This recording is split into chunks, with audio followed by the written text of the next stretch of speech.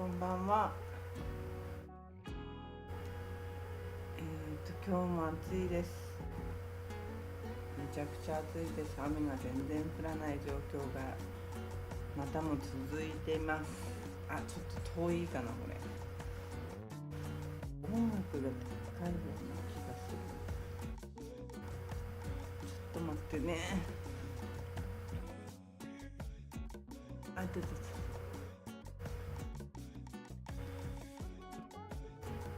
少々お待ちください。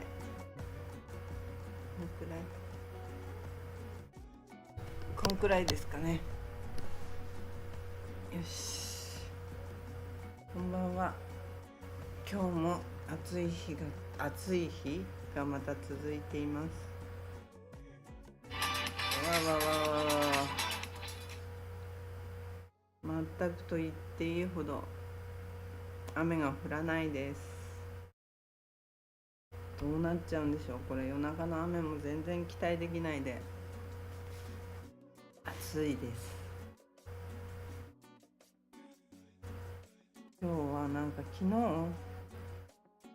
日、いつも朝まで起きてるのは普通なんですけど、普通っていうか日常なんですけど、その後全く眠れなくて、なんだかんだ昼頃までガタガタやってしまって、いろいろやっちゃおうかなっていうようなことをやって、昼頃から少し寝始めて、起きたらもう4時半とか4時とかでしたね。逆に昼間やりたいことがやれない一日でちょっと参りました。今日はちょっと体のペースがなんか狂っちゃう。寝すぎっていうのもあるんですけどね。なんかね、昨日夜うとうとしちゃったんですよね、配信前に。あれがちょっとあれだったのかな。配信前にちょっとうとうとして、配信後にもうとうとはしたんですけど、今寝ちゃいけないと思って、今寝るともう夜中の強盗とかが怖いんで、配信終わったのが2時ちょい前、そっからちょっとうとうとしちゃったんですけど、今寝ちゃいけないっていう思いが強くて、結局はあれこれなんか違う映像流れてるな。綺麗な、いいか、綺麗な映像を流そうと思ってたのに、今日のスタートはちょっと間違えちゃいましたね。いいですかね、いつもの感じで綺麗な、ちょっとね、今日はね綺麗な映像スタートで始めようと思ってたのに、また違う映像が流れてる。ちょっとなんでこうなるのかな。いつもこうなっちゃうんでひどい。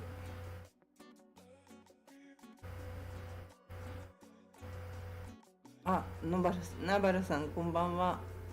いつもありがとうございます。今日も暑いですよ。本当に。今日の動画がもう大したことはないんですけれども、ちょっとね、観光みたいなことをしようかなみたいな感じでふらっと行ったんですけど、遅い時間もう4時半だったんで、行けるとこも限られてる。なるさん、こんばんは。いつもありがとうございます。いつものメンバーでありがたいです。はい。なんだっけ、そう、ふらっとちょっとね、行く時間にしてももう4時半ぐらいになっちゃってたんで、ちょっと限られちゃうなってあまり遠いとこ行っちゃうと暗くなっちゃったら怖くなっちゃうしね、かといって何かちょっと綺麗な映像をお届けしたいなと思ったんだけど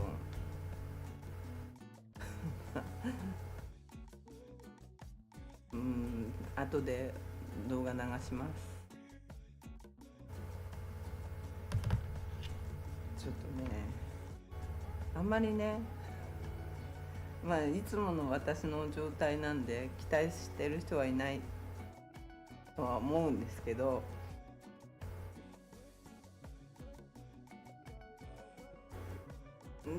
なるさん楽しみにしなくてもいいです。大丈夫。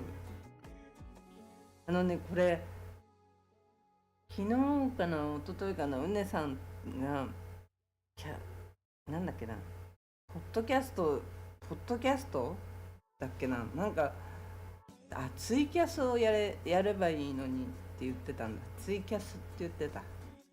でツイキャスってなんだろうと思って調べたら、ラジオみたいにして喋る、ラジオみたいにして喋るのをツイキャスって言うんですってね。でそれのそういうのがやっぱ YouTube の機能の中にもなんだっけ、今日の出だし書いたんだけど、ハッシュタグにポッドキャストっていうのがあるらしくて、でポッドキャストっていうのが、画像をなんか流しといてそこに当てて喋るわけじゃなく、ラジオのように喋るっていう感じだって言ってたんで、まさに私ほぼそれやってるんだなって思って、だからポッドキャストっていうタグがあるんだけど YouTube の中にこれは何だろうと思ってたけど、そういうことなのね。だからほぼほぼポッドキャストっていうことをやってて、だからうねさんがツイキャスやればいいじゃんって言ってたんだと初めて分かったんだけど、顔出ししなくて喋るっていうやつなんだよね。結局はこれと同じ状態ってことだよね。そうだまた書かないといけない。ここに書いとかなきゃいけないんだよね。少しでもなんだっけか、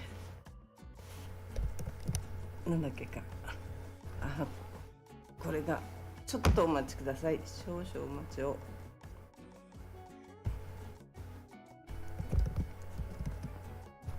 いしょ。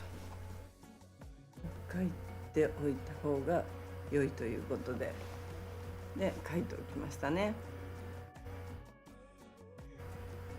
いしょ。余計なものをいじるとまた動かなくなっちゃうからね、動かなくならないように。最近そのツイキャスポッドキャストっていうのが流行ってるっていう理由がなんだっけ、タイムパフォーマンスっていうのをみんなそれをタイパをこう短くしたいっていう意味で何かやりながら聞くだけ、だからラジオだよね、昔っていう普通に何かやりながらタイムパフォーマンスを良くする、時間に対する満足度、それを上げているっていう人がめちゃくちゃ多いらしくて、動画でも2倍速とかで見ちゃって、ほぼほぼ先に結末を知りたいっていう人の方が増えてる。移動中に、学習したり、それは昔からあったと思うけど、友達付き合いも時間効率がいい人とだけ付き合うみたいなだらだら雑談より結論から話してくれる人の方が好まれるとか、ジムも超短期効率的なトレーニングが人気だとか、なんかこう書いてあったんだけど、3分で分かる動画の内容が10分ぐらいやってるとか、そういうのが大嫌いっていう人が多いって書いてあったんだけども、まさに私のチャンネルそんな状態。10分だけど濃い話がテンポよく来るっていうわけでもないから、そういうのが今流行りで、法律中毒になってる人の方が多いっていう。ゆったりした、雑談無駄に感じる。人と話すのが何の意味があるのって思っちゃうっていう、その辺はね、鬱に入ってた時はそうだったんだけど、今の人はそう鬱じゃなくてもそういうふうに思う。リラックスとか余白があると、単純に疲れてしまうっていう、疲れに感じるっていう、すごいなって。なんかそれを読んだ時にめちゃくちゃ今の人ってみんなこうなのってちょっと不思議っていうか、すごいなって思った。内容、雑談、インタビュー、ニュースとか、なんかそういうそれだけをざっくりポッドキャストとかツイキャスで聞く、自分の知りたいところだけを聞くみたいな、そういうのが流行りだって言ってたから、画面特徴としては画面見なくていい、移動中や寝る前に流しておける。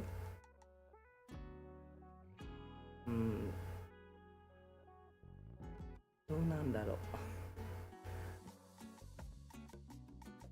映画とかもあらすじだけ聞けばいい、あらすじだけ読めば納得みたいな、それで済んじゃう人の方が多いとかね、書いてあったのをちょっとねついていけないなって感じな。どう面白いんだろうなって思っちゃったね。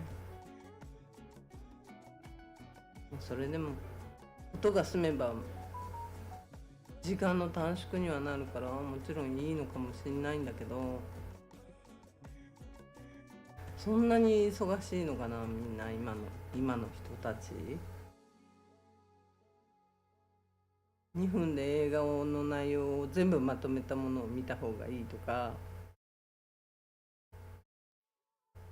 そんなに忙しいんだね、きっとね。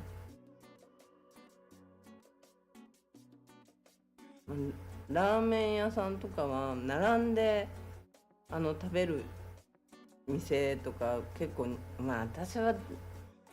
私としては並んで食べることほど無駄なことはないと思ってる人なんで、並ぶとこは絶対行かないんだけど、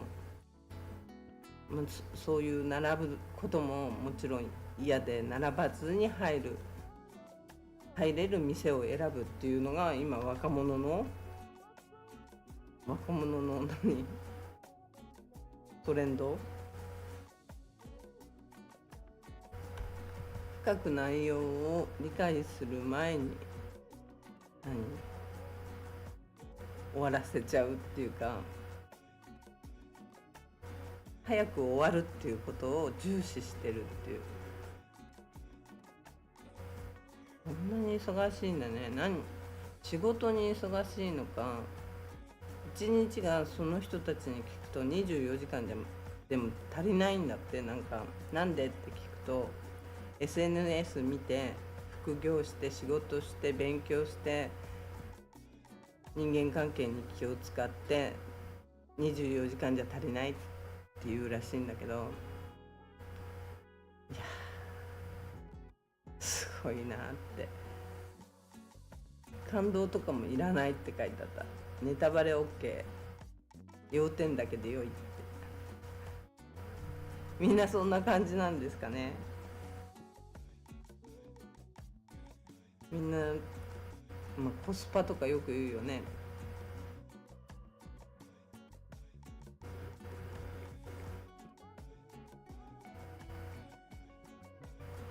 コスパとかよく言うけど、タイパっていうらしいんだけど、そんなにみんな急いでどこ行くのって感じだけど、なるさん、私は違いますね。違う人なんだね。違う人じゃなきゃ私のこの YouTube 配信来てらんないよね。来てらんないよね。無駄な時間って思っちゃうもんね。ちんたらちんたら何か話してるっていう状態だから、ほぼほぼ中身もないわけだからね。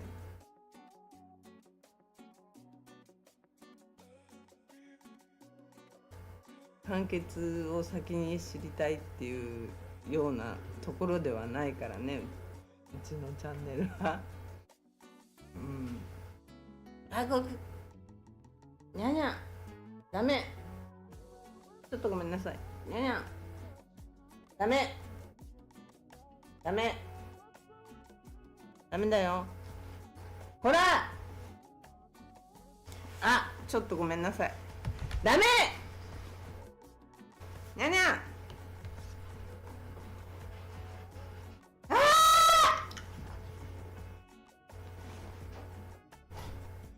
なんてことする。嫌がらせだ。ちょっとお待ちください。すいません。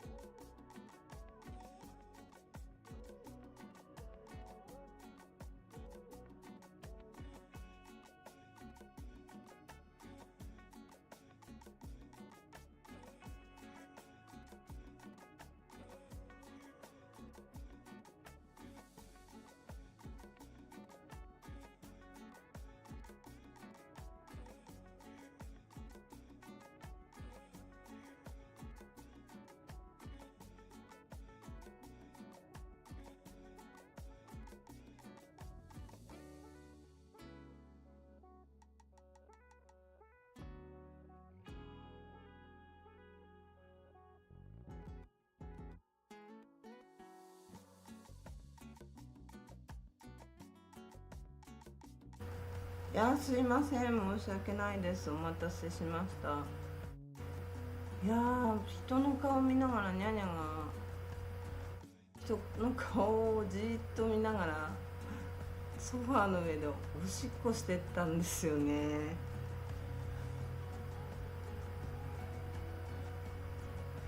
いやー、なんだろ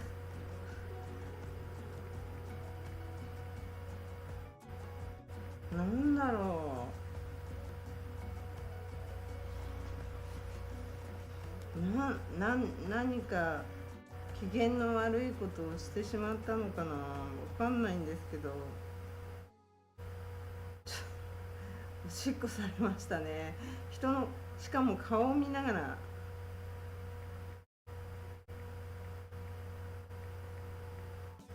顔見ながらやられたんで、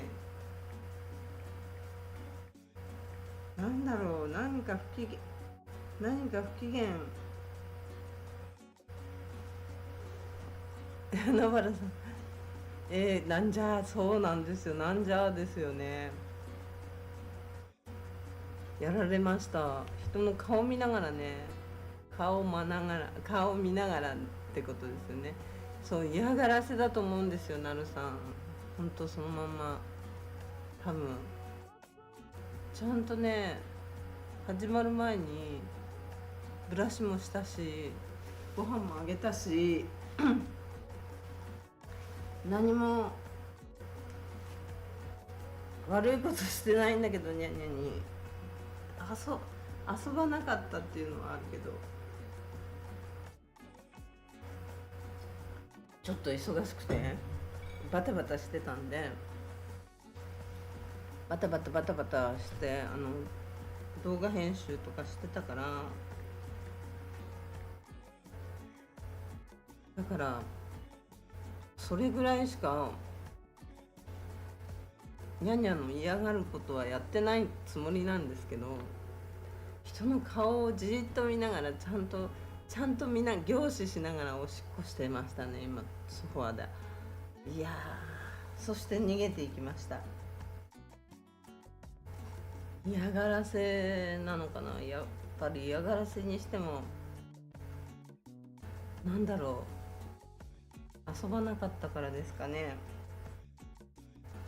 普段から別に遊ぶっていう遊ぶはしてないんですけどね、放置プレイ結構放ってあるんですけど、今戻ってきてご飯食べてますね。ささっと逃げていったんだけど、いやいや、たまにやるんですよね、こういうことを。意味のわからない。そそうなるさんの言う通り嫌がらせなのかなって思いますね。今しらっと帰ってきてしれっと帰ってきてご飯食べてます。ガリガリガリガリ。なんだろう、やっぱり遊ばなかったっていうのが問題なのかな。いや、それにしてもな、たまにね、こういうことねやってくるんですよ。憎ったらしいのがじーっと顔を見ながらおしっこするんですよね。あれが不思議でしょうがない。なんてことしてくれるんじゃって感じで、ちょっとびっくりしますよ。普通にしれっとやられるから、ちょっと困っちゃうね、こういうのはね。何したらこういう行動を直してくれるのか。怒っても無駄だみたいなこと書いてあったし、猫っていうものをまず飼ったことがなくて、初めて飼うんで、ちょっとね、いつも微妙なんですよ。しかも微妙な距離感がいつもあって、そばにめったに寄ってきてゴロゴロなんてしない。捕まえたり触ったりは全然普通にできるんですけど、自分から寄ってきてゴロゴロとか頭をこうすりつけるとかそういう行動はしないですね、うちの猫。昔はあったんですけどね、強盗事件以来距離感があるんですよ、ずっと。強盗からビビったのかなんかされたのかわかんないけど、そこからね距離感がずっとあるんですよね。何の話してたっけ。そうだ、タイパだ。タイパ、コスパ。そう、時間の無駄を短くするっていう話ね。昭和の人間からするとね、あんまり考えられないんだけど、レコードだっけ CD とか聞かないのかな。まあ私も今は全然聞かないけど、一曲一曲じっくり聞くっていうのもないか、別に。なんか昭和の人はやっぱり書いてあったのは、レコードを買って一曲一曲じっくり聞く。ドラマは毎週決まった時間に家族でみんなで見る。映画は映画館で見る。全部嫌だけどな。私は全部嫌だな。ドラマは一気見したいし、映画も家で DVD で見た方がいいなっていう感じなんで。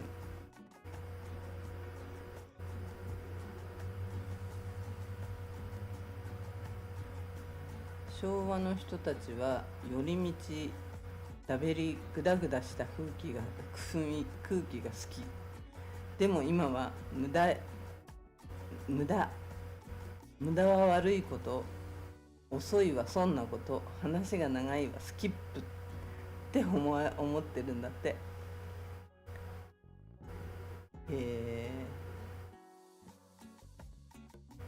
育ててる喜びも消えていって、昭和的には植物を育てる、職人技を身につける、恋愛も時間をかけて関係を深める。これが人生だったって。なんかあるようなないような。でも今は観葉植物はフェイクで OK、 スキルは AI で代用。そのがいいな。恋愛もマッチングアプリで即知り合う。即会う。すごいね、これもね。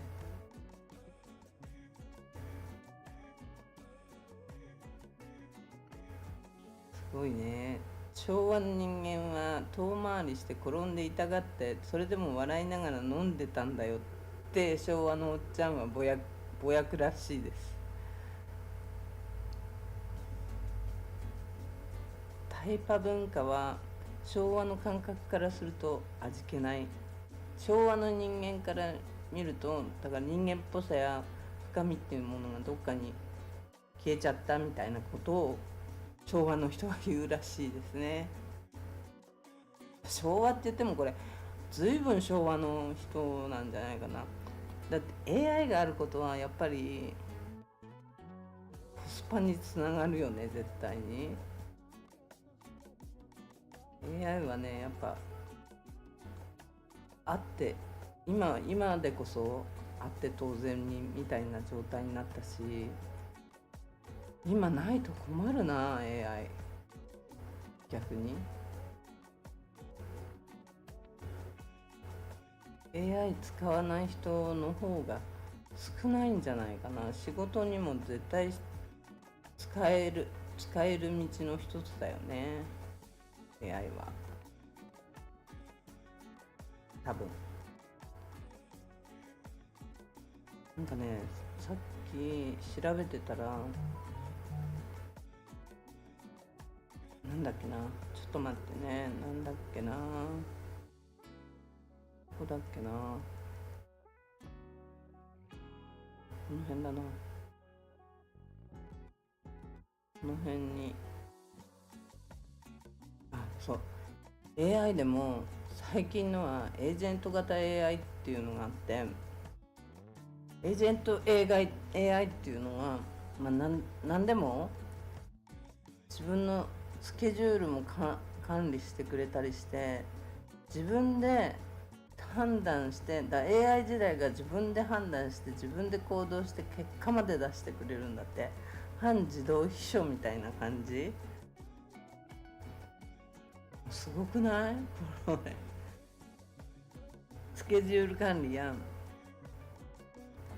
今日明日雨だから今日中に洗濯はしといてくださいねとか勝手に言ってくれる状態のものになるらしいので、3連休って休みを入れとくと、その日に温泉の予約しときましたみたいな、それもちょっと困っちゃったりするかもしれないけど、なんとメンタルサポートまでしてくれるらしいよ。最近気分が落ちてるっぽいねとか言って、毎日そのAI とそのエージェント AI っていうのと喋ることによって AI がその人の気分を測ってくれるらしいんだけど、そういうアプリなのか何なのかは、スマホや PC の中にいてっていうかアプリっていうことだよね。ちょっとなんかいいね、こういうの。ちょっと賢い相棒みたいな。自分で考えなくなる危険性はめちゃくちゃあるね。物事を何でも知ってるわけだから、こんなのどんなものがあるのかな。ノーション AI ノーション AI っていうのがある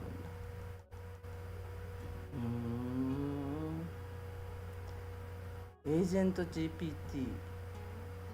これがエージェント型なんだね。すごいね。便利屋さんだよね。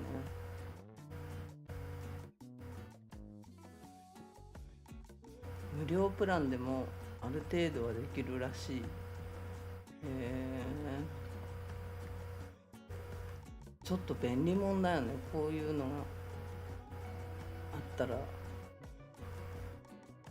こういうのはやっぱ今でいうコスパにつながるから使った方がいいと思うけどね。映画とかのあらすじだけを見てっていうのはちょっといまいちかなと思うんだけど、すごいな。これちょっとやってみたいなって思いますね。やってみたいなっていうか、使ってみたいかなって思うかなね。今日はね、今日の動画はどこ入れたっけ。今日の動画はね、ちょっと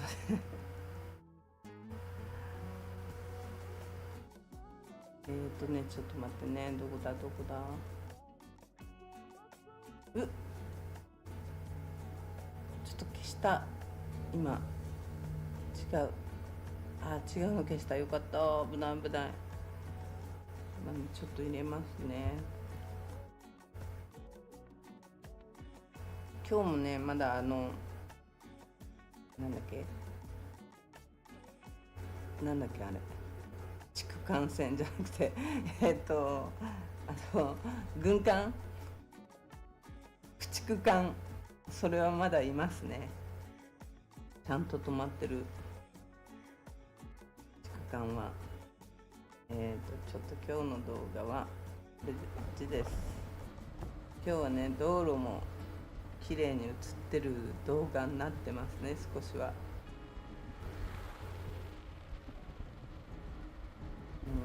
夕方4時過ぎにちょっと行こうと思って出てったんで、まあ期待しないで見てください。ね、ずっと上がってったキャピタルヒルは上がってきたとこですね。天気はめちゃくちゃ良くて暑い、本気で暑い。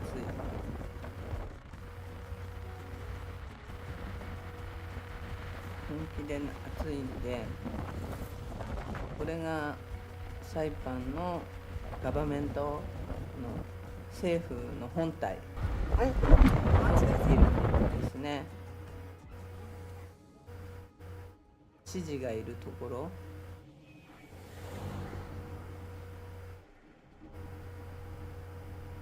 ずっと行くんですけど、あれこれ音出てんのかな。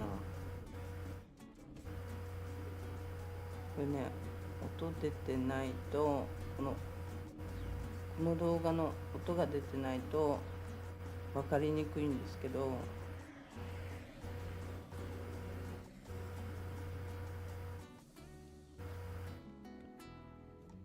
音聞こえるかなね。もう早速間違えましたね。Google マップ使って行きたいところに行こうとしてるんですけど、もういきなり間違えて、いきなり U ターン、い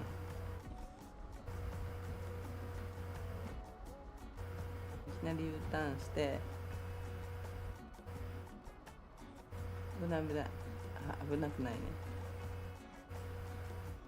いきなり U ターンして曲がっていきます。キャピタルヒルのガバメントの後ろ、政府の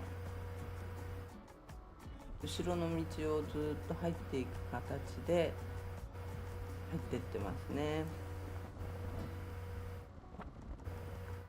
今はね、こんなに道もきれいになってて、この辺は余裕で、Google マップに案内してもらってるんですけど、こっちの Google が立ち上がっちゃった。ダメ。マップでのナビゲーションをこれご利用中なのですね。ご利用じゃない、ご利用じゃないご利用じゃないから Google マップが立ち上がっちゃいましたね、今ね。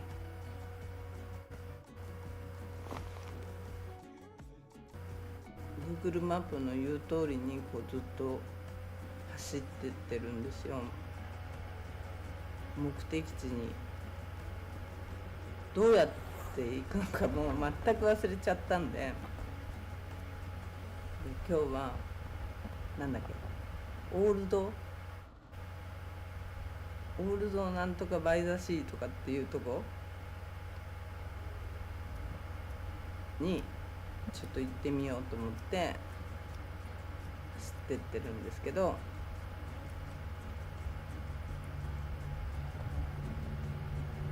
キングフィッシャーの近くだなっていうのは、キングフィッシャーからこうどっか何番ホールかからずっと見えるとこなんですよ。そのなんとか C っていうとこが。だからキングフィッシャーの手前だなって思ってたんで、結構近いんじゃないかと思って、だからこの時間からでもちゃちゃっと行けちゃうんじゃないかなと思ってちょっと出発してみたんですけど、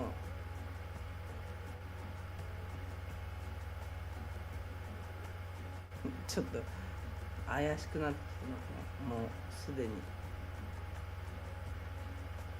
Google が何も言わなかったり、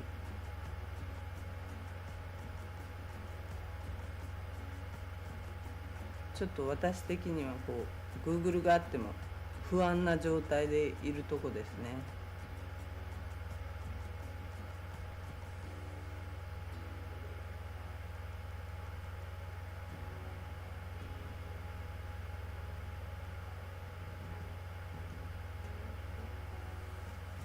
どういう状態になってんのかな。画面はこれ見れるんですけど、音がね聞けないんですよ、自分で。どういう状態で音が流れてるのか。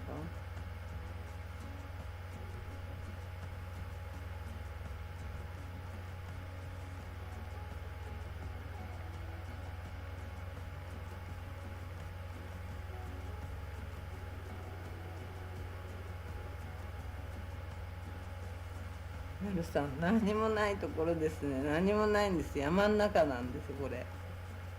山ん中入ってきてるんで、でも不安で仕方ない。もうすでに Google に何か言われててもなんだかよく分かんなくて不安で仕方ない。どっちに行っていいのかもうすでに分かっていない状態なんですけど、とりあえず言われるがままに走ってるっていう感じですかね。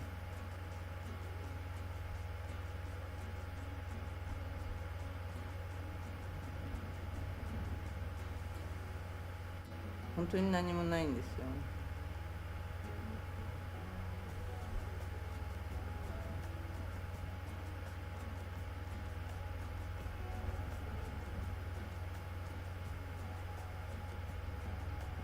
着くまで何もないと思いますね。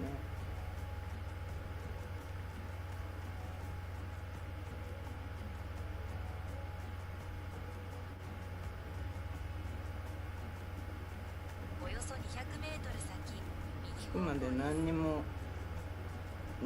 ない景色だとは思うんですけど、着いたらあーって思えるようなところを一応見せたいなって思って走ってます。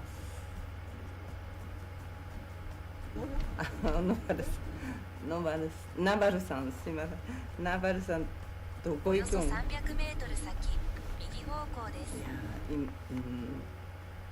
走ってます。とりあえずね。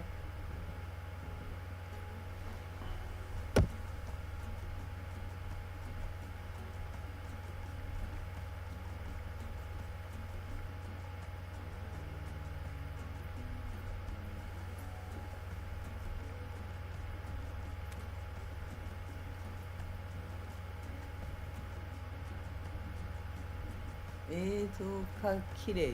なるさん、映像か。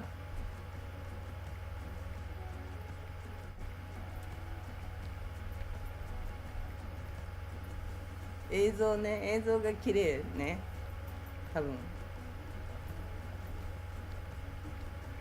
映像が綺麗って言ってカーじゃないよね。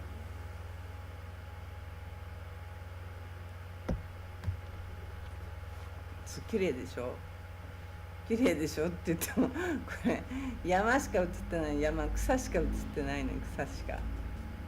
あれれ、こんな状態だったっけ。もっと道路映ってなかったっけ。カメラが向こう向いちゃってたんだ。もうね、ここすでに砂利道状態。砂利道状態を入ってきてるんですよね。もうちょっとたどり着けんのかなっていう不安になってる状態ですね。もう結構走ってるんですよ、これで。もうずっとこういう状態の、さっきの森みたいな、森っていうか草ばっかり映ってたからちょっと途中カットしたんですけど、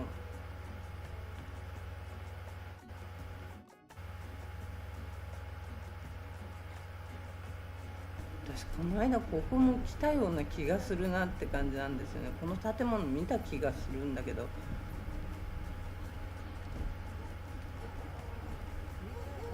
なんかまた道間違えたって感じではあるんですよ。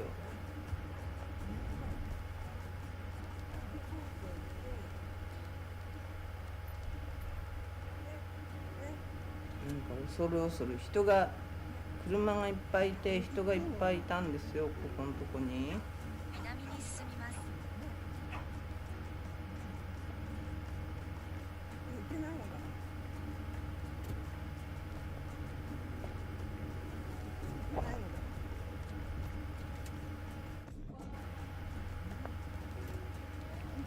北に進みます。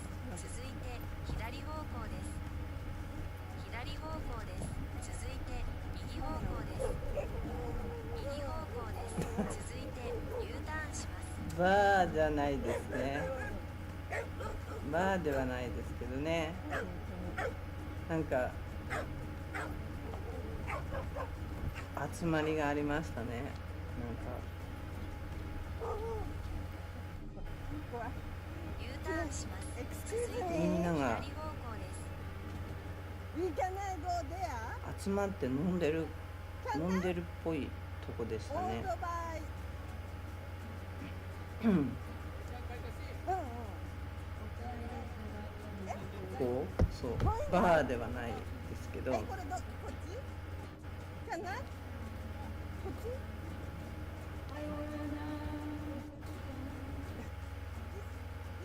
でここでもう道、迷っちゃったからここで聞いたんですよ。たらもう一個違うよって言われて、これなんかお店屋さんなのかな。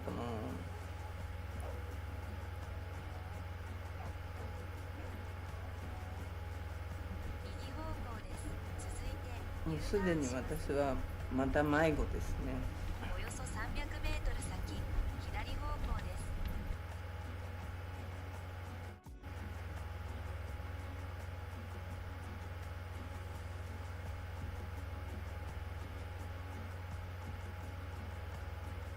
ワンちゃんたちがめちゃくちゃ吠えるから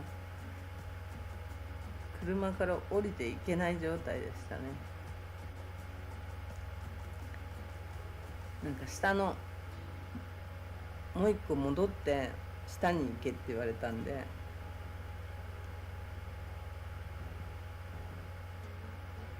早速迷子ですよ。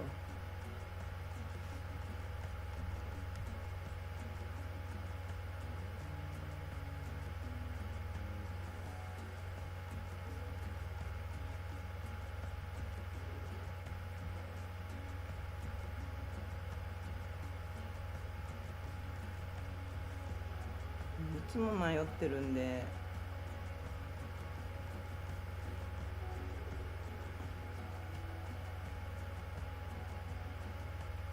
うガタガタ道だし、もう本当にちょっと道がひどくて、なるさんまた迷ってるんですよ。迷子です、迷子。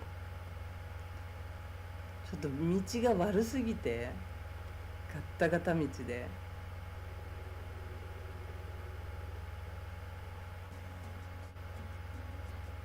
このまま行っていいのかしらって感じの道でしたね。これはやばいんじゃないのって感じで、このまま行ったらスタックするんじゃないかっていう感じの道なんですけど、カメラ向こう向いちゃってるね。あれ編集してる時は道路が出てたんだけどな。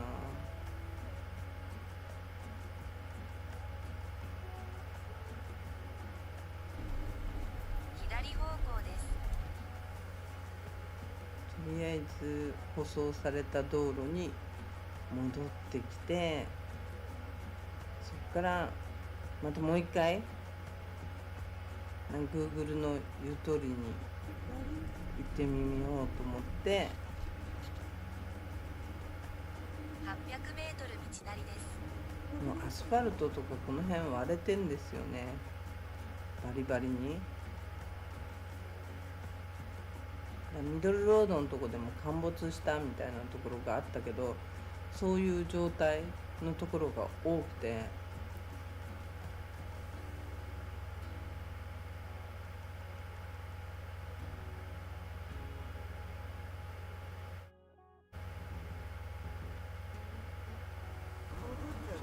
怖いんです。これ音が聞こえない、配信者が音を聞きながら配信してる人っているのかな。およそ300メートル先、左方向です。今度どっか入ってって聞いてみよう。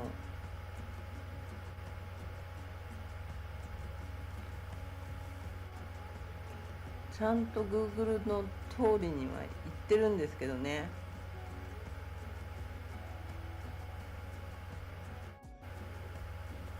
まあ、映像としてはねつまんないですよね。山の中なんで、山と森の中。あ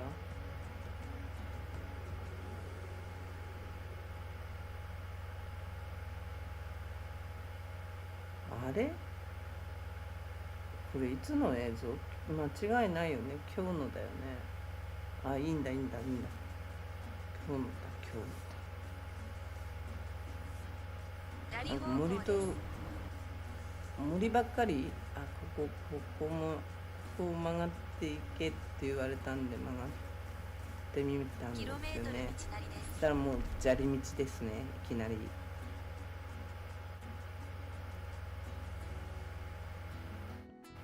カメラあっち向いちゃってる。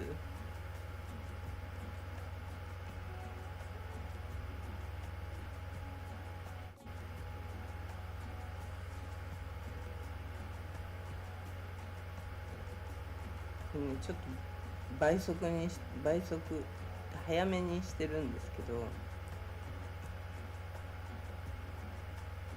早回しにはしてはいるんですけど、こ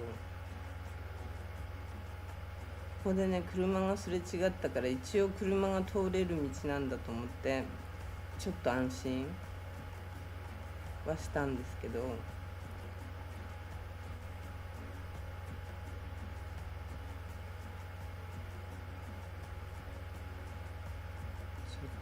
ちょっと砂利道なんですよ。結構怖い感じ。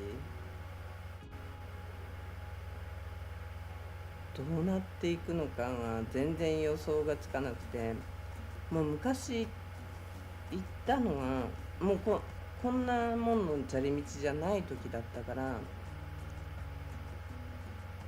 ボコボコの頃だったから、まだこれ今踏み潰されてて、まだ砂利道でも通りやすくはなってる道なんで、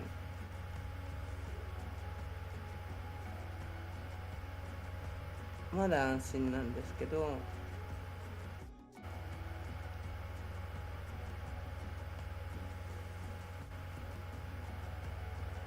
なんかね、いたところから17分で行けるって書いてあったから、ここ近いじゃんと思って、じゃあ行ってみようと思って行ってみたんですよ。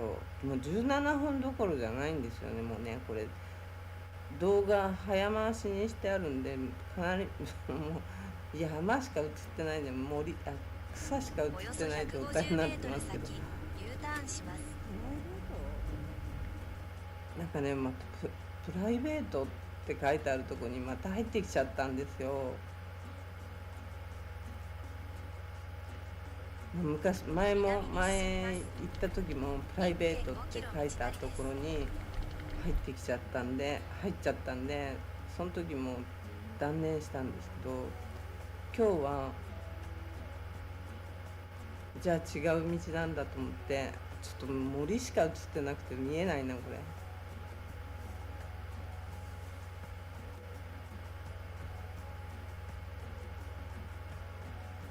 走りまくってましたね。およそ300メートル先、道路が映ってなかったなこれ。あれ編集してた時は道路映ってたんだけどな。斜め右方向です。またバックしてるかなこれ。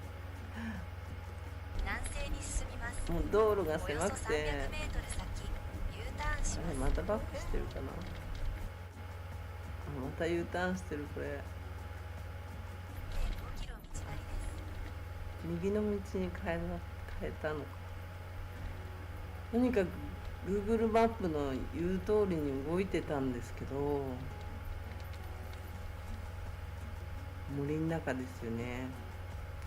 私のイメージではこういう森の中からバーンってこう海岸が開ける、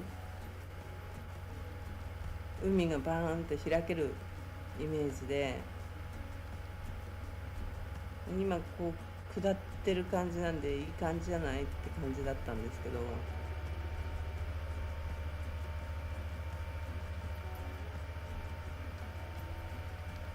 とにかく砂利道、草が真ん中に生えてるようなところだから、あんまり人はそんなに通るところではないのかなっていう感じはしましたね。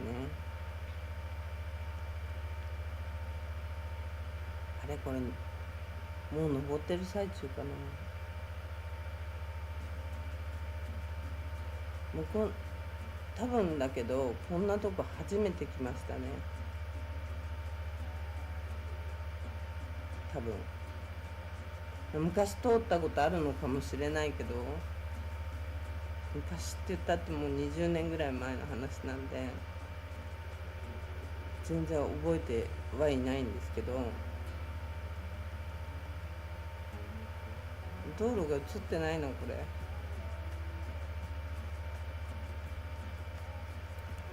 れ編集してる時もっと道路が映ってたんだけどな。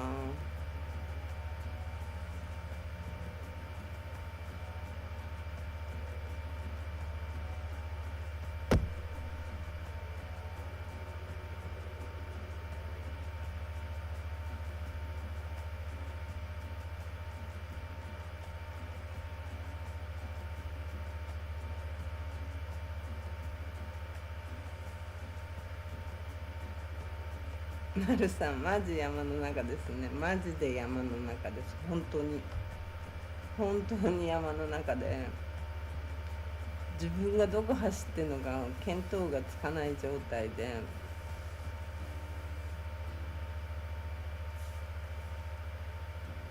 不安でいっぱいですね。なんか海は左の方だと思うんですけど、まだこの辺はここ曲がれば海なのって思ってる最中ですね。これを曲がっていけば海なのかなってワクワクドキドキしてる最中なんですよ。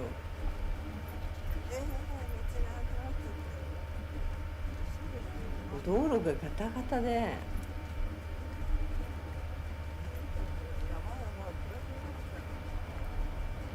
ほんとこんなの暗くなったら街灯もないし、いや本当に怖いなっていう状態のところ来ちゃったなって。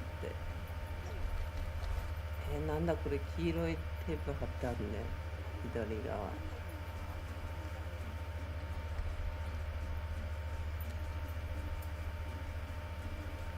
もうこの辺ではもう不安でしかない。私はどこ入ってきちゃったのっていう感じですよね。とにかく Google の言うことを聞いて入ってきたんだけど、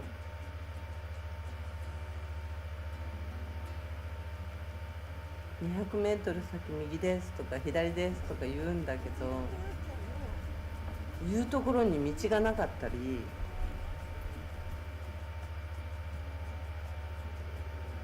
言われたところにねちゃんと道がなかったりするんですよ。ガタガタ道。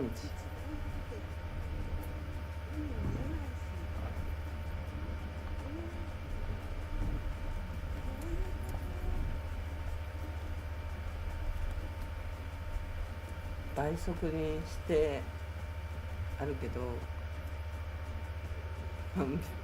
同じずっと映像ですいませんって感じ。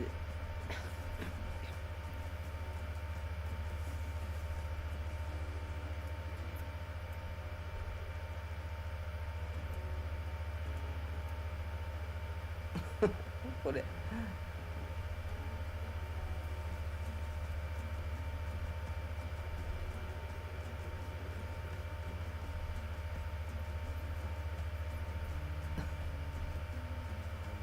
本当何にもね、世間がどこにいるのか見えない状況なんですよ。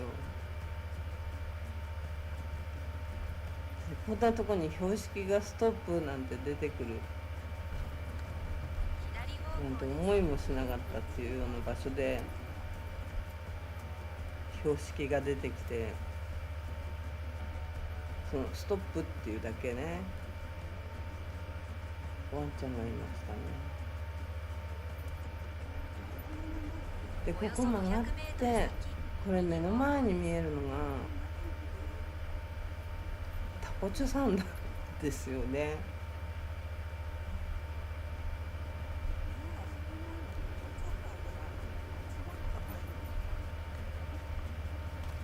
そう山なんですよ。サイパンに一つしかない山、あれ多分と思ったんですよね、私ね。タコチュ山って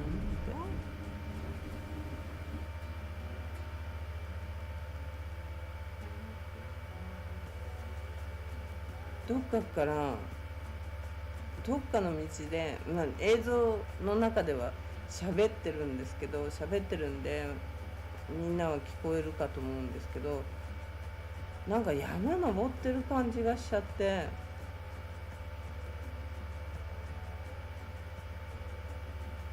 この人に聞こうかなと思ったんだけど止まってくれなかったから聞けませんでしたね。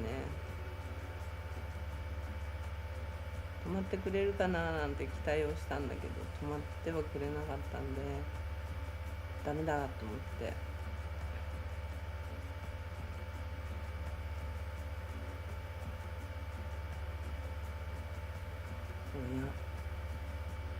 どう考えてもビーチに行くには左に降りてって降りていく道じゃないと海岸にはたどり着けないはずなのに、これどう見ても登ってますよね、やっぱり映像で見ると。右方向です。続いて右方向です。登り始めてると思って、したら車も走り始めてるし、右方向です。続いてね右方向です。およそ映像途中で切れたり600切ってあったりするんですけど、これで1時間くらい1時間以上かな、この中走りましたね。この中走ってくるくるして結局元の大通りに出てきちゃった感じで、右方向です。もう取れ高ないじゃんって、何にも取れなかったじゃんと思って、およそ150メートル先。こんなに走ったのにと思って、ちょっとがっかりしてしまって、およそ600メートル先。左方でも向です。何かしら撮りたいじゃないのと思って、もうこれガバメントのとこに戻ってきちゃったんですよ、政府の建物のところ。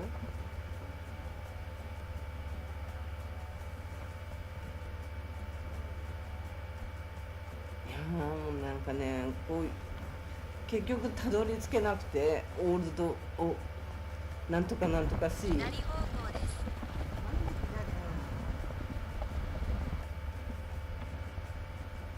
ちょっとショックでしたね。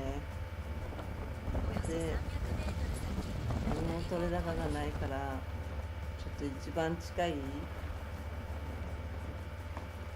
分かってるところ、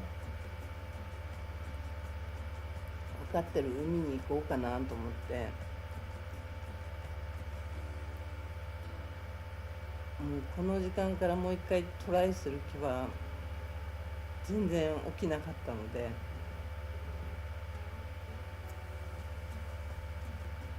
もうあと30分も走ればね暗くなっちゃうから、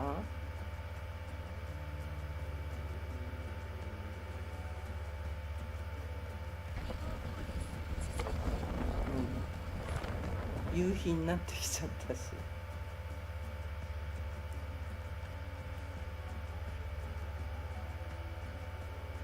やほんとちょっとね、ガタガタガタガタあんな道を通ったのにたどり着けなかったのは本当に悔しくて、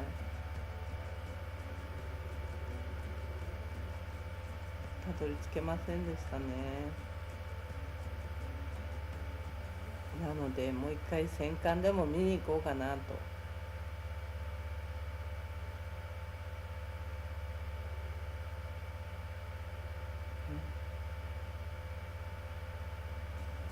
今の時間もまだ泊まってるんで、今日も一泊サイパン泊だから、サイパンに3泊してるってことだよね。戦艦じゃないよ、駆逐艦。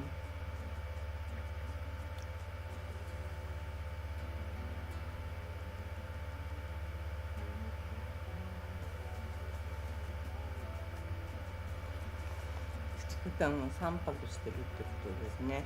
だから今日の夜もガラパンあたりはにぎわってるんじゃないかなと思いますよ。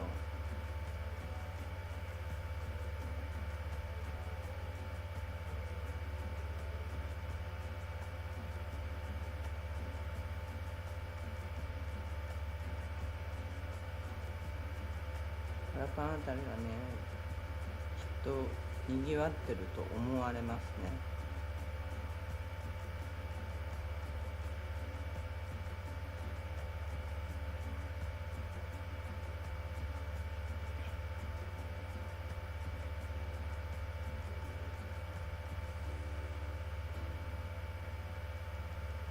なるさん、本当に景色が変わらない。ほら今ちょっと変わってきたでしょ。ちょっと変わってきたでしょ。ダメですかこれじゃ。本当に景色が変わらない。そうですね。サイパンはね、本当にね、どこ撮っててもほぼほぼ景色が変わらない。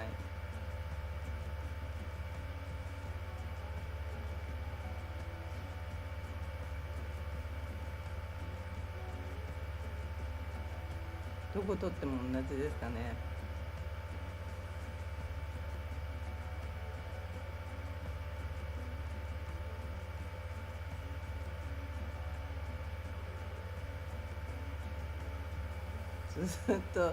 ずっと山道みたいなもんなんですよ。ガラパンとか以外。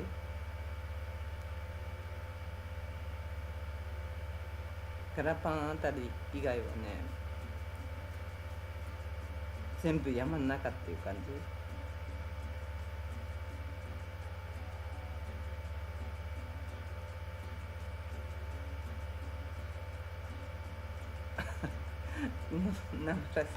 ナバルさん変わらん。変わんないですよね、本当にね。まあ道の幅が狭いか太いか、それと砂利道か砂利道じゃないか、周りに出てくる草木がね変わらないからね。南国っていう気もしないからね。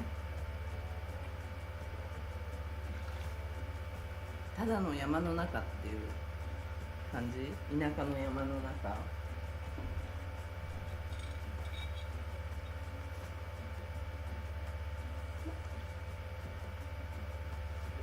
ちょっとお水飲みます。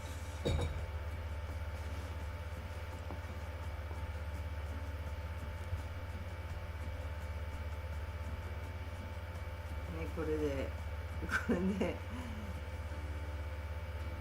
やっと下のところに戻ってきて、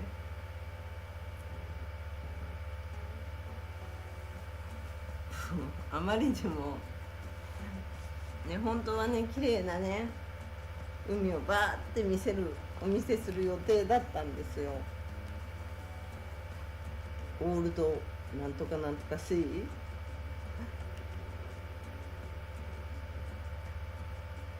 そこを店に行く予定だったんですけど、あの山の中を1時間くるくるくるくる回って結局何も見せられないと思ったんで、ここに来てここからの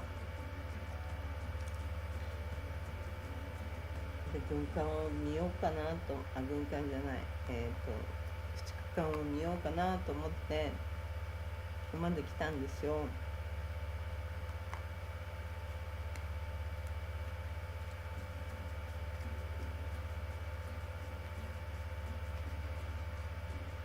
でちょっと昨日とは違う角度の駆逐艦、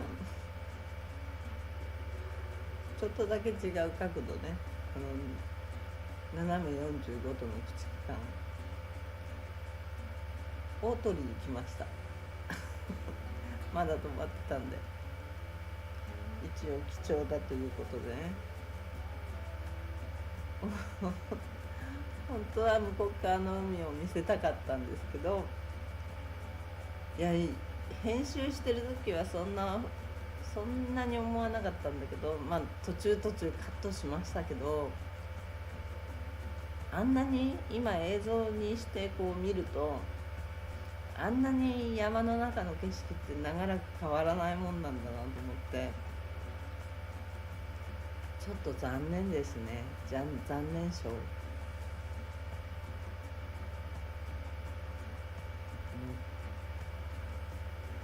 今日多分明日あたりにはこの駆逐艦も出発しちゃうと思うんでとりあえず今日もこれを撮っとこうかなと、昨日の角度じゃないところで今日も撮っておきました。い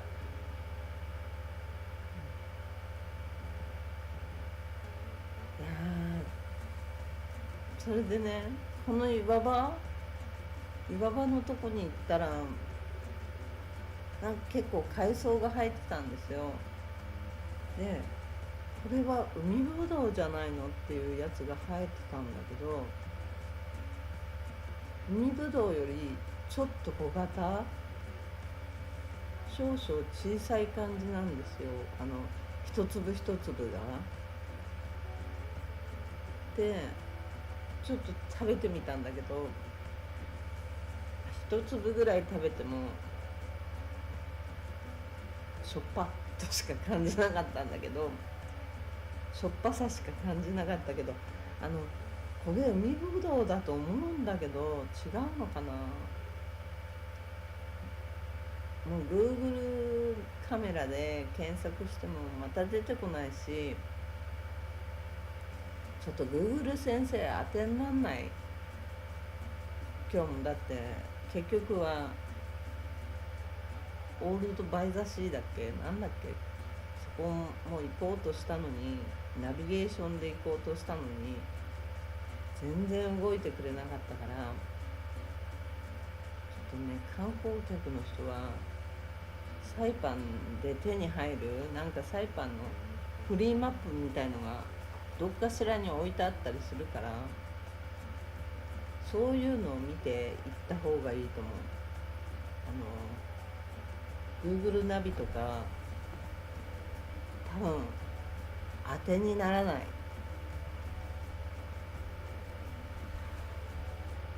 Google ナビで行くとこういう結果になると思われるんで、結構たどり着けないんじゃないかなと。サイパンマップフリーペーパーどっかに空港とかに置いてあるでしょ。ああいうのを持っていかないと、多分だけど私は行けなかったので当てにならないと思うんで、ちょっとそういう Google マップじゃなく、なんならのトレッキングの人と一緒に行ったりすれば必ずつけると思うし、自分たちで行けなくはないのよ、絶対に。フリーペーパーの地図とか見てとか、あと今日は全然人に会わなかったからもっとちゃんと聞けなかったけど、もっと人に聞いていくとかね、行く前にここを曲がるんだよってでも目印もないんだよね。目印自体もないから、もうちょっとちゃんと聞いていかないと多分たどり着けないこともあると思う。たどり着けないこともあると思うので、こんな状態に結構走ったもん。1時間ぐらい走った山道を。これこそコスパ悪いよね。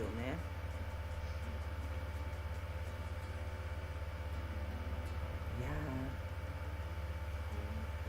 走りました。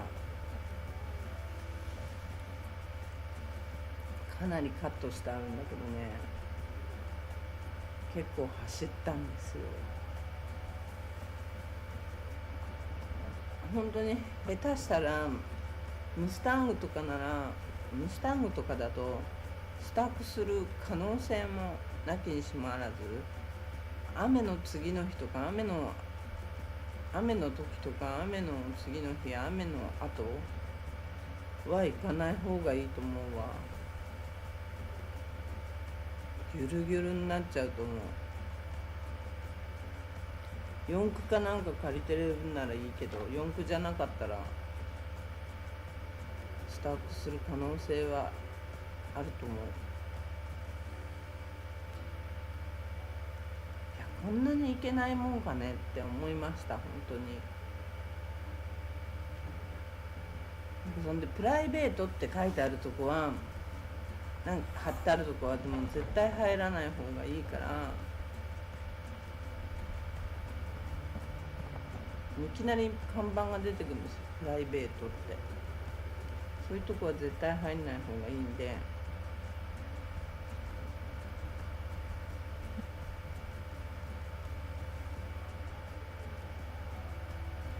なんかあったら困っちゃうから。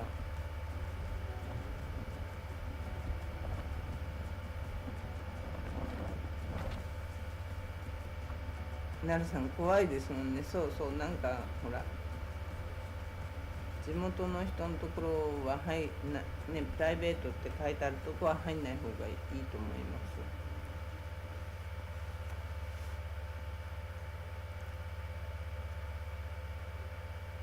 いやー、ほんと走ったんですよね。走ったけどたどり着けないんじゃどうしようもないからね。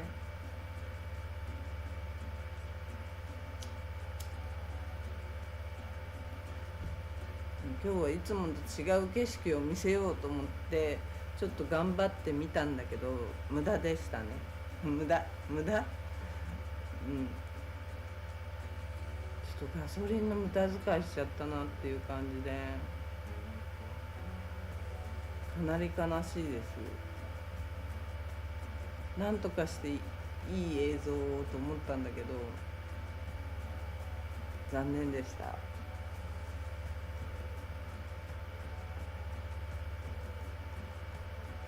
ちょっとがっくりですよね。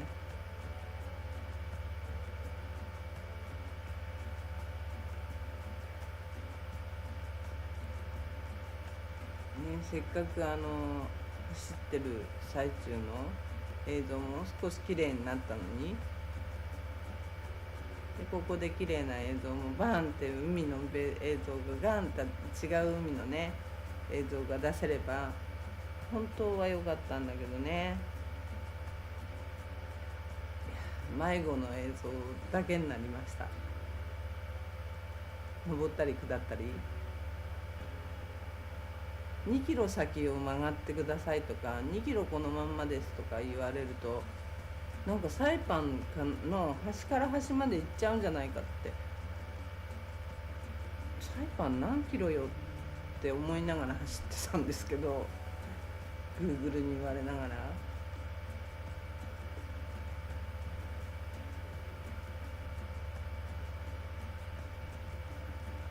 と残念な結果に終わりました。そういう感じですね。あ、なるさん怖いですもんね。そうなんですよ。プライベートの場所はねちょっと怖いからやっぱ入んない方が、プライベートって書いてあるっていうことは入るなっていう意味だと思うからね。で入らないで帰ってきましたけど、どこが本物の道だったかいまだに分かんないですけどね。でお家に帰ってきて Google マップで見ると見直すとちゃんと行ける道があるんですけどね。だからそこおがよそ200行けるメートル道がもしかしたら右方向ですプライベートっていうところを突き抜けなきゃいけない道を案内してるのかもしれないし Google マップはだから普通の行ける道右方を向です案内してるわけじゃなくて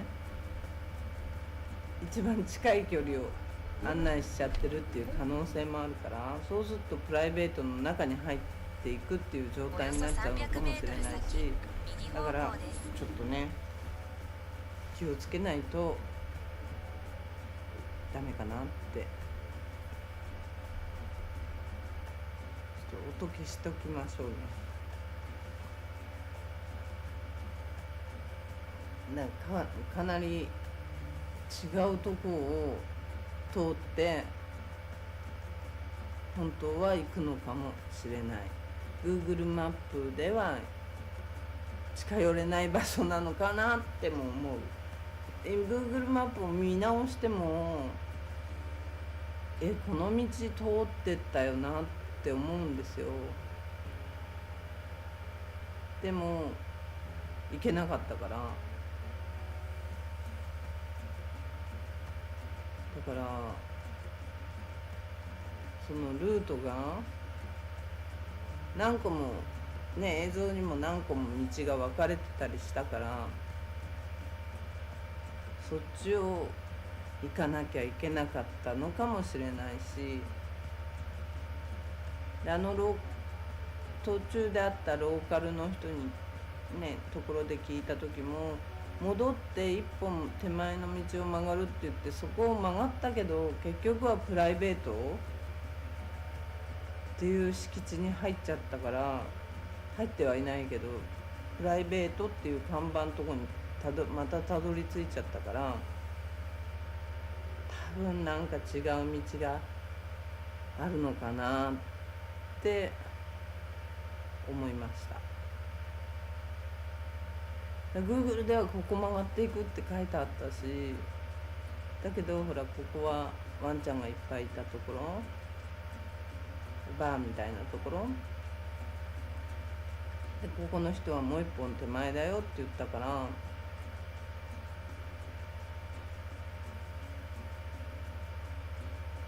もう一本手前のところを曲がるんだよって言ってて、曲がっていってもまたそっちもまたプライベートって看板が出てきちゃったところだったから、多分ねもっと険しいもっと険しい道を通らなきゃいけないのかもしれないなって思いました。でも必ず車では行けるんですよ、このビーチに。それは分かってるんで、道間違えたんだよねきっとね。どっかでどの道か分かんないけど、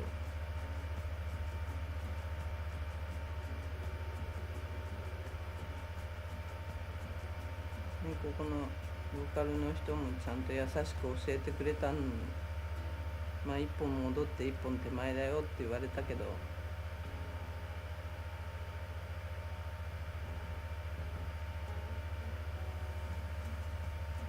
行き直したけど行けなかったから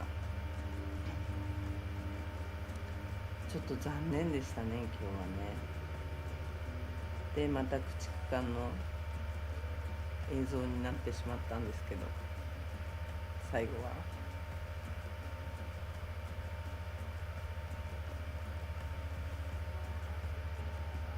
こね犬がいっぱいいて降りていって聞くに聞けなかったんですよね。歩くに歩けない、ちょっと怖くて。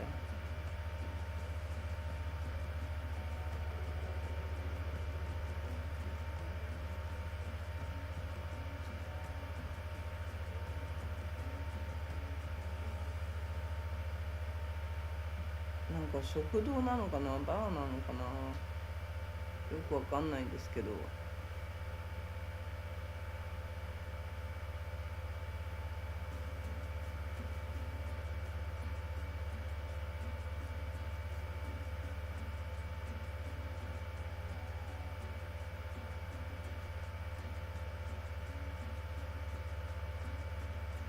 まあそういう結果に陥ってしまいました。すいません。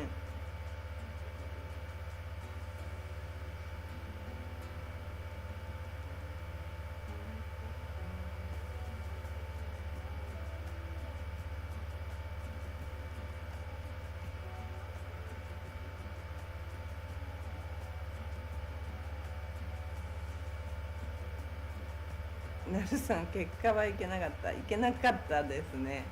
たどり着けませんでしたね。ここだけ妙に綺麗に雑草とかも綺麗にカットされてるとこだったんですよね。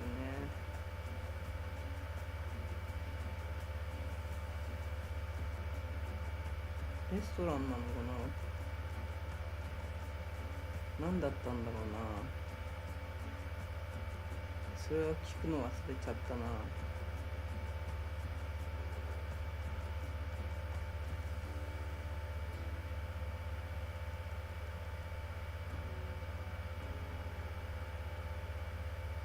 いや、なるさん、レストラン聞くの忘れちゃったんですよ。なんだったんですかね。レストランにも見えなくはないですよね。レストランだったのかな。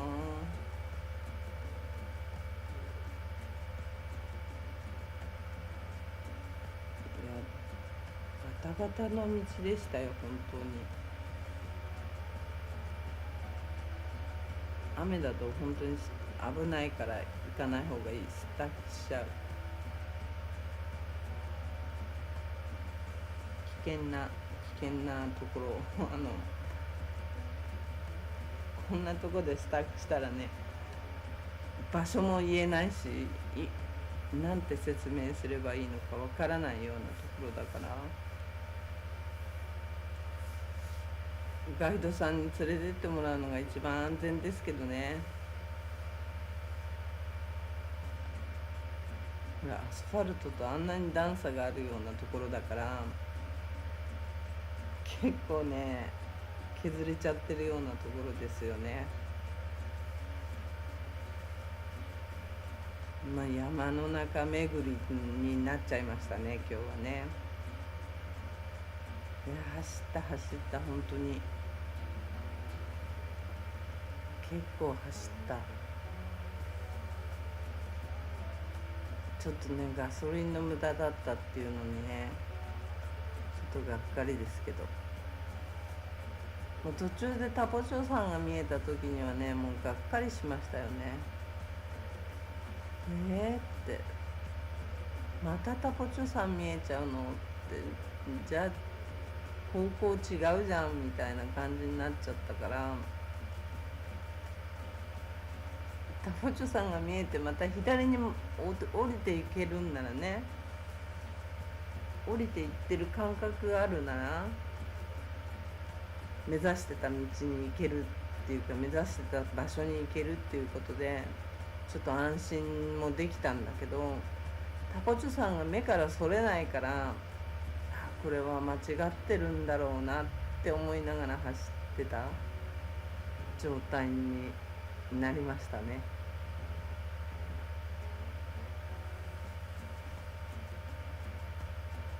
まあちょっとね、また今度行ってみますよ、そのうちね、行く機会があればの話ですけど。なるさん、ありがとうございます。ナイストライ、ありがとうございます。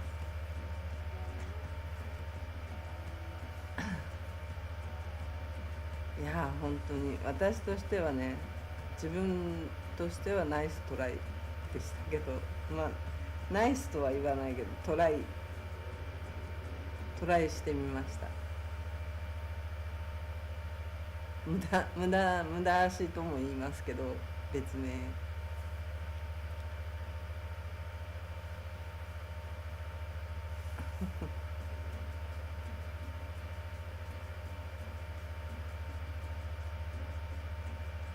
だけど車から降りて今日は歩くようなことがなかったので、ほぼ歩いてない、お散歩にもなってないんですけど、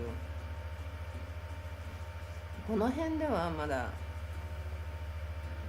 ね、最初の画像の時は音声入ってるから、あれを見てもらえばわかると思うんですけど、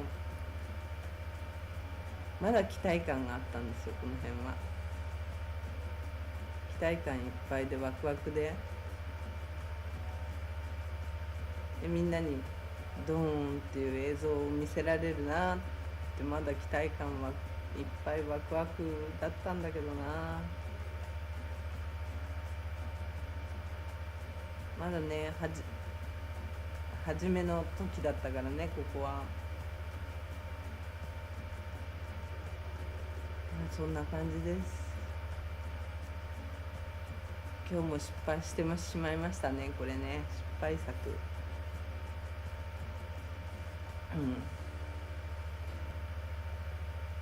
もしかしたら誰か今見に来てくれた人たちは初めの映像を見てください。そうすると音声入ってるんで、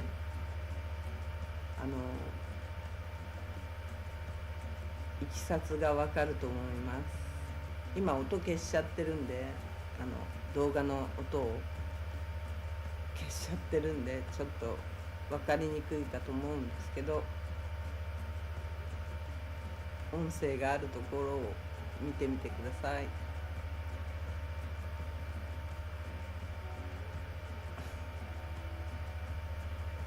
れ絶対この他に道なかったと思うんだけどな。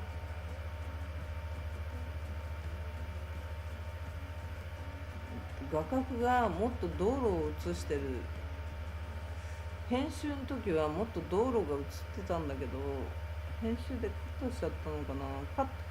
かなりカットしたんですよ。走ったとこも同じ映像のみたいなものばっかりだったから、そんな感じですね。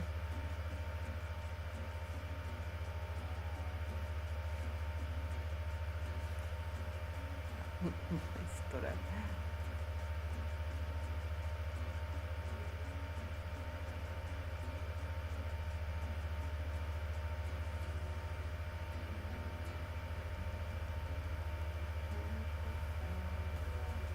船はまだいますか？船まだいます。今も多分いると思います。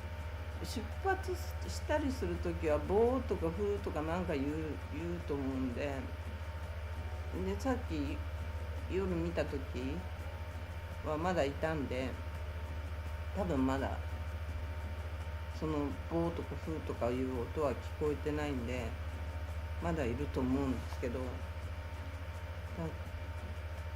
もう12時半か。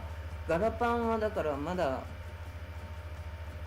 にぎわってるんじゃないかなと思うんですよね。やってる店も今日日曜日、土曜日土曜日か。だから時間延長してやってたりすると思いますよ。今日ばかりは。昨日今日一昨日昨日今日か。ガラパンはにぎわってるんじゃないかなって思いますね。結構な人が人数が降りてきてるから、500人って言ったかな、500人から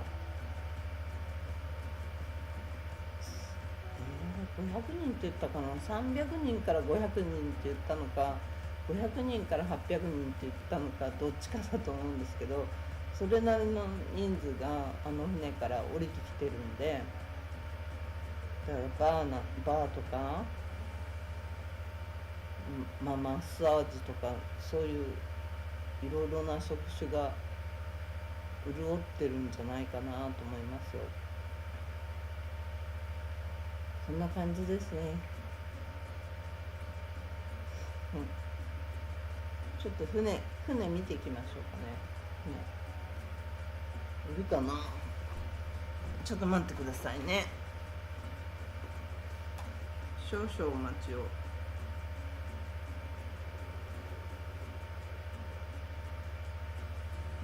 マイクどうやって消す？こっちだ。です。ちょっとお待ちください。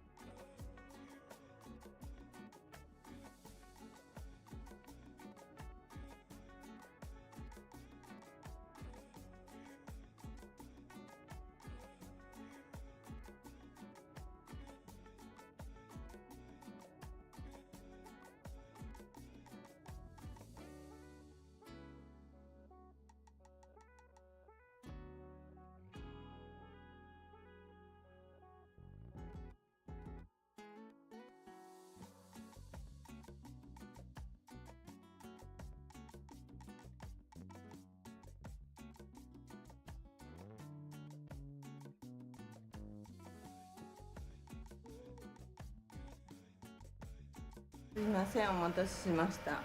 まだいますね。今日ももう一泊サイパンでして、で明日どっか行っちゃうんじゃないかなと思いますけど、わからないけどね。ずっとまだいるんじゃ、何があったのっていう状態になると思うんですけど、駆逐艦がサイパンにずっといるとなると、ちょっとそれもおかしなことだと思うんだけど、でももう3日もいるからね、かなり珍しいと思います。ここから見ると、うちからは遠いんで、ほんと漁船にしか見えないんですけど、近く行くとね、迫力ありましたね。乗ってる人がダーって降りてくるのを見ても迫力あるなって感じでした。まあ今日はすいません、山の映像ばっかり。とにかく音の詳細を見るには初めから音声のあるところから見てみてください。という感じで今日はそろそろ終わらしちゃおうかな。残念すぎて、ガソリンの無駄をやりすぎてちょっと落ち込んでます。いやほんとガソリン分まいてきちゃったようなもんだから、何の成果も上げられなくて、ほんとすいませんって感じで、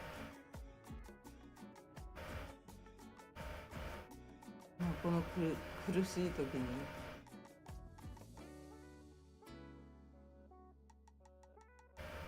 なるさんすいません、はいって言ってくれたんですね。お待ちいただきありがとうございました。船もまだいますし、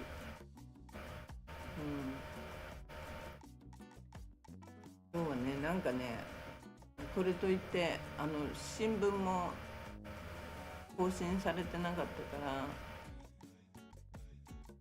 それといってネタもないし、あと今日はだから発見したのは海ぶどうなんじゃないかっていうだけの話なんだけど、もしかしたらあれが海ぶどうのなんか小さいバージョンとか、もうちょっと見た感じはね、海ぶどうの小さいバージョンっていう感じなんだよね。そうしたらあれ食べられんじゃないのって、日本では一応高級食材でしょ。一応ちょっとした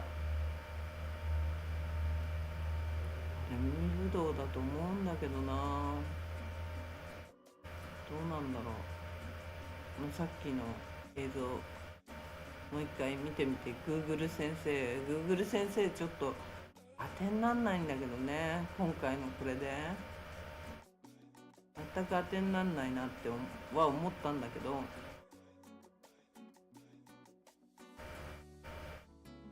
ともう一回調べてみて。だからあれちゃんと育てたら海ぶどうとしてお店とかに出せるレベルとかに持っていけるんじゃないのって。違うものだったらダメだけどね。なんか海ぶどうだと思うんだけどな、あれ多分全く気にしてなかったんだけど今まで。今日は見つけちゃったんで、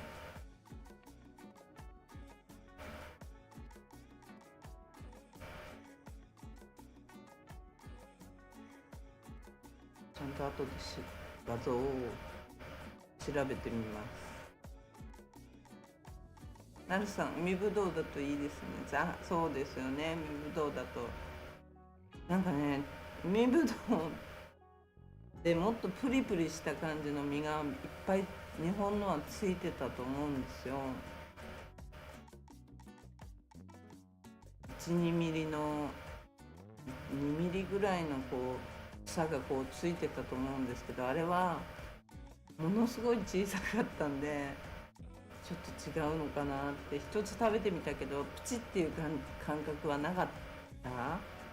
これ味はしょっぱいだけ、もちろんあそこにあったんでしょっぱいだけ。